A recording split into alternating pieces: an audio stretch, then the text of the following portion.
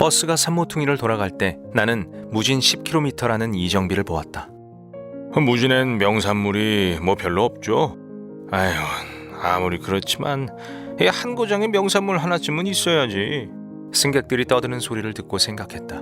나는 무진의 명산물이 무엇인지 알고 있다. 그것은 안개다. 마치 밤사이 전진해온 적군들처럼 안개가 무진을 삥 둘러싸고 있는 것이다. 그렇기 때문에 무진에 대한 내 인상은 어둡던 나의 청년 시절을 떠올리게 할 뿐이었다. 어머니가 살아계셨을 때 6.25 전쟁 징병으로 끌려나가지 않기 위해 나는 늘 골방에 처박혀 있었다. 물론 홀어머니를 떠날 수 없기 때문이었지만 난 스스로 모멸하고 오역을 웃으며 견디는 그 편지 같은 일기를 썼다 찢었다 할 수밖에 없었다. 그랬던 무진에 돌아왔다. 옛 친구가 나를 보고 말하길 돈 많은 과부 하나 잘 만나 쉽게 출세했다고 떠들어댄다.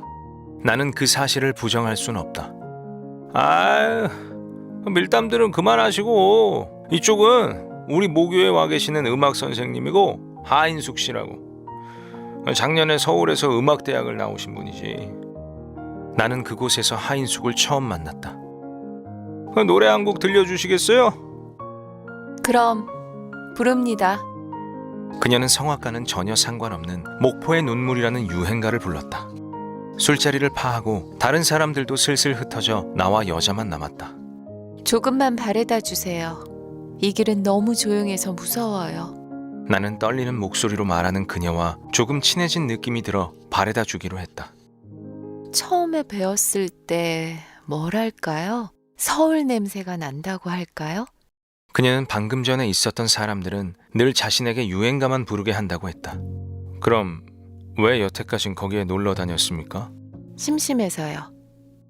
그녀는 자신을 이름으로 불러줄 것을 말했고 논가를 지나는 중에 나도 그렇게 했다. 개구리들이 우는 소리가 마구 울렸다. 무진의 개구리는 밤 12시 이후에만 우는 줄로 알고 있었는데요. 12시 이후에요? 네. 밤 12시가 넘으면 제가 방을 얻어 있는 주인 댁의 라디오 소리도 꺼지고 들려오는 거라곤 개구리 울음소리 뿐이거든요. 앞으로 오빠라고 부를 테니까 절 서울로 데려가 주시겠어요? 무진이 싫은가요? 미칠 것 같아요. 금방 미칠 것 같아요. 하인숙의 말에 생각해보자고만 했다. 나는 그녀와 내일 다시 만나기로 하고 집으로 돌아왔다. 통금 사이렌이 불었고 잠은 잘 오지 않았다. 담배를 하나 피우자 12시 이후에 우는 개구리 울음소리가 희미하게 들려왔다. 다음날 아침엔 이슬비가 내리고 있었다. 나는 우산을 받쳐들고 어머니의 산소로 갔다. 우산을 접고 절을 올린 뒤 풀을 뜯다 보니 굉장한 효자가 된 것 같음을 느끼는 것과 동시에 나를 전무님으로 만들기 위해 전무 선출에 관계된 사람들을 찾아다니며 호걸 웃음을 웃고 있을 장인 영감을 상상했다. 그러자 나는 묘 속으로 들어가고만 싶었다. 돌아가는 길에서 방죽 비탈 위에 쭈그리고 앉아있는 순경을 봤다. 무슨 일입니까? 순경은 흥미없는 말투로 자살한 시체가 있다고 했다. 술집 여자였는데 초여름이 되면 몇 명씩 죽는다고. 나는 그 여자 시체를 봤다. 왜인지 지난밤의 개구리 울음소리가 그녀의 임종을 지켜주는 것처럼 느껴졌다. 그러자 나는 하인숙을 어서 보고 싶었다.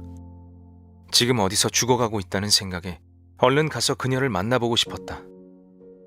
나는 바닷가 근처 방죽에서 하인숙을 다시 만났다. 손을 잡았다 놓았다 다시 잡으며 그녀에게 물었다.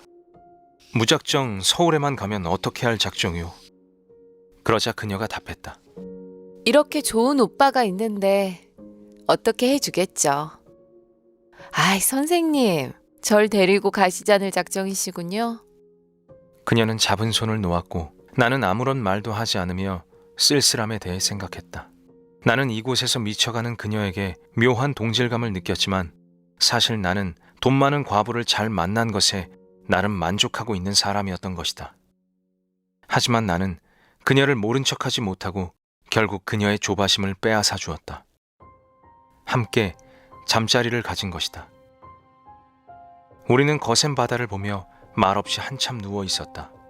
한참 후에 그녀가 말했다. 서울에 가고 싶어요. 단지 그것뿐이에요. 그녀에게 사랑한다 말해주고 싶었지만 그 국어의 어색함이 말하고 싶은 충동을 쫓아버렸다. 대신 헤어질 때 그녀가 날 따라 결국 서울로 가게 될 것이라고만 말했다. 다음 날 아침에 전보가 하나 왔다.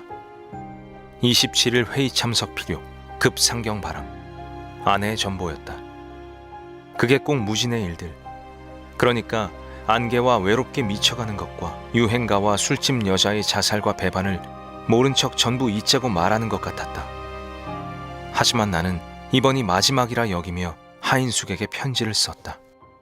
지난날의 내 모습과 같은 당신을 사랑했고 서울에서 준비가 되면 연락하겠노라고. 쓰고 나서 나는 그 편지를 읽고 또 읽다 결국 찢어버렸다.